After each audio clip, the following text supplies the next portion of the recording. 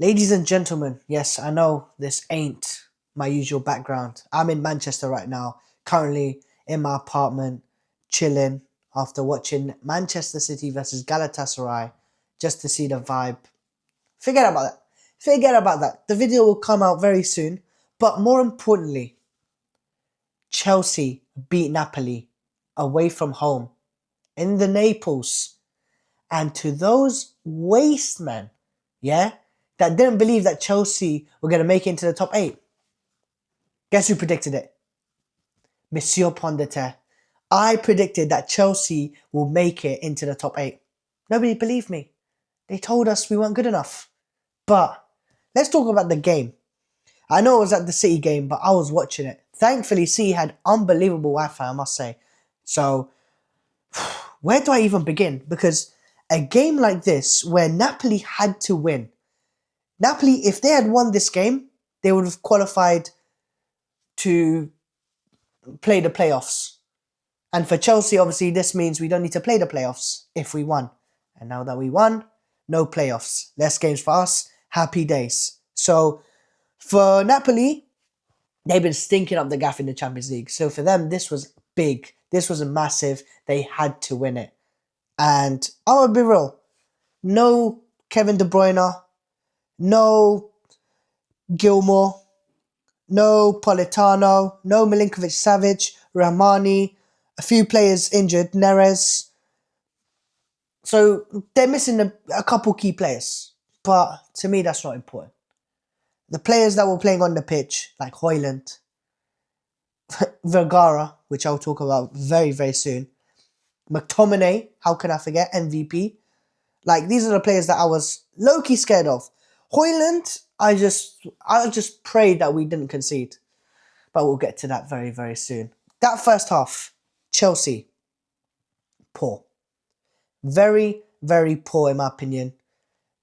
Napoli just looked like the better team. They wanted it more. Obviously, they're at home. They needed to win that game. Energy was high. They were racing. They were coming at us non-stop. Absolutely understandable.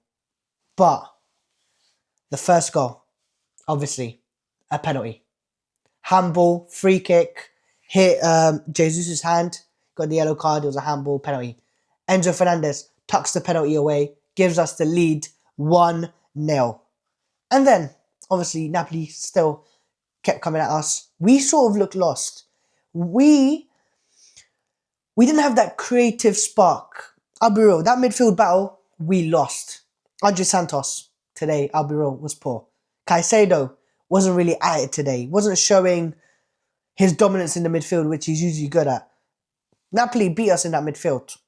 And up front, we weren't doing much. There was not much creative spark there. And obviously, it didn't help at all. Later on comes 33rd minute. And all I'm seeing is Vergara. An unbelievable solo goal. The fact that we let this guy score a goal like that against us, we were wide open. We were letting them come through at any time. We were inviting them into our penalty box. And to be fair, what a goal. I'm not going to take away from the goal. Class finish. But Chelsea's defence should be doing a lot better. A lot better. Should be closing him down. Shouldn't be letting him get even close. Now at this point, we're on the back foot. They're coming at us. They've got energy.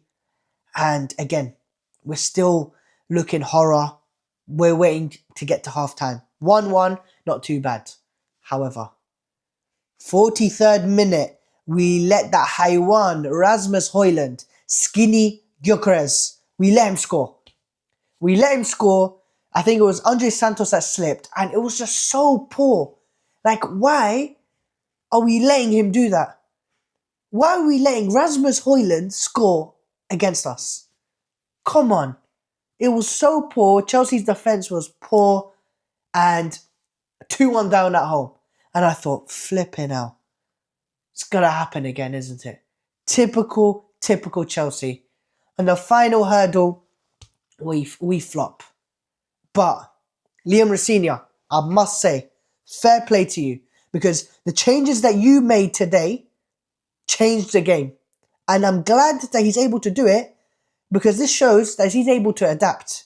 He's showing us that, okay, cool, when shit hits the fan, this is how you turn it around. And he did. And he took off Pedro Neto, who had an absolute stinker. By the way, I think Pedro Neto is out the door, man. Honestly. The wingers that we've got currently, I'd rather have them starting. And wingers that will be coming in the future, for example, like Quenda, bro, I'd rather have Quenda, a young prospect coming in, than Pedro Neto. Pedro Neto, I think your time's done, man. Ma'a salama, man. Thank you for everything you've done, but ma'a salama. Then, later on, Gusto and Santos came off, and then on came on Cole Palmer, Chalobah, and Gittins. Now, with Cole Palmer, Gittins, Esteval, Joao Pedro, you think, okay, cool. We've got enough players to start creating chances, potentially get ourselves into the lead, or at least to equalise at the very, very least. Then, 61st minute. Out of nothing, the man, Joao Pedro, scores an absolute banger with his weak foot. And I must say, Joao Pedro today, this is the Joao Pedro that Chelsea fans were excited. Why I was so excited for Joao Pedro. We saw in the Club World Cup, and that was probably the only reason why we were so excited as Chelsea fans for this summer transfers. Because he was playing out the park in the Club World Cup. And then it fluctuated. You could say it's like someone taking you to Sam's, then taking you to the Shard. Then taking you to Sam's, then taking you to Shard. So mate, come on. What are we doing? You either taking me to the ends or you're taking me to some bougie ends. What are we doing? Joao Pedro is giving me great performances and some absolute horror ones. But today might be his best performance since the Club World Cup. Individual brilliance. Joao Pedro. Individual brilliance today is what changed the game for us. And I'm going to be so real. A game like Paphos, where the goalkeeper was outstanding, we would have probably lost. If the keeper had a great game today, it would have been a long day. But thanks to individual brilliance from Cole Palmer and Joao Pedro, won us the game. And then coming on to the second goal that Joao Pedro scored. And again, Cole Palmer, brilliant pass to play Joao Pedro through. You can see that the Napoli players are tired. They went full blast in the first half. Second half, they're slowing down. They don't have the legs to keep up with Chelsea. So what do? You come at them. You keep going. You push. Try to get that goal to win the game. And what does Joao Pedro do? Individual brilliance to slip it into that bottom corner. Garnacho was there. He was like, no, this is my turn. This is my day. And let me finish it. And finish did he do. And Chelsea ended up winning 3-2. And it is a big win. Liam Rosenior, is that what, 5 and 6 now? Hey? Chelsea fans, we're eating good. We're eating good. We've got West Ham next as well in the Premier League. At home.